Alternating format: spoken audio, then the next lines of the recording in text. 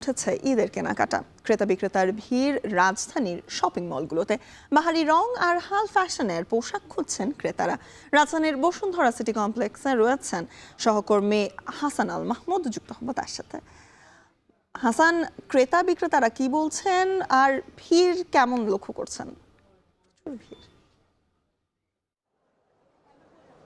স্বর্ণা, আমরা সকাল থেকে বসুন্ধরা শপিং কমপ্লেক্সে যেটি দেখছি, প্রচণ্ড পরিমাণে মানুষের কিন্তু ভিড় দেখা যাচ্ছে। যেহেতু আজকে সরকারি ছুটির দিন, সে কারণে মানুষের ভিড়টি কিছুটা বেশি দেখা যাচ্ছে এবং যেহেতু রমজান শেষের দিকে চলে আসছে, ফলে এই ভিড় কিন্তু ধীরে ধীরে আরও বাড়তে থাকবে, সেটি কিন্তু এখানকার বিক্রেতা বলছেন। এবং আমরা দেখতে পাচ্ছি যে ক্রেতারা আসলে নানা ধরনের ডিজাইনের বিভিন্ন ধরনের পোশাক তারা খুঁজছেন। বিশেষ করে শিশুদের পোশাকের যেসব দোকান, সেগুলোতে কিন্তু আমরা প্রচণ্ড পরিমাণে ভিড় দেখতে পাচ্ছি। এছাড়া নারী পুরুষের যে আলাদা যেসব পণ্য রয়েছে, সেগুলোতেও কিন্তু প্রচণ্ড ভিড় দেখা যাচ্ছে। এবং একই সাথে আমরা দেখতে পাচ্ছি যে বিদেশি যেসব পোশাকের ব্র্যান্ড, সেগুলো হচ্ছে কিন্তু দেশি যেসব পোশাকের ব্র্যান্ড, সেগুলোতে কিন্তু আসলে সাধারণ ক্রেতাদের আমরা ভিড় বেশি দেখতে পাচ্ছি। এবং যেহেতু আজকে জুমার নামাজের পরে কিন্তু এই ভিড় আরও কয়েক গুণ বেড়ে যায় এবং প্রত্যেকটি দোকানের প্রত্যেকটি অলিগলিতেই কিন্তু মানুষের ভিড় আমরা দেখতে পাচ্ছি এবং তারা কিন্তু পছন্দের জামা খুঁজছেন এবং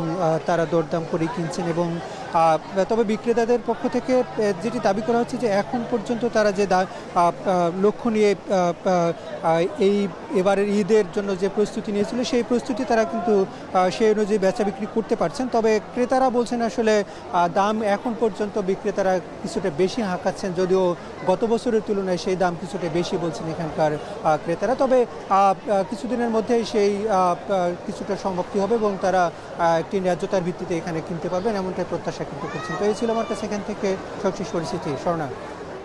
হাসান জানাচ্ছিলেন ঈদ কেনাকাটার খবর।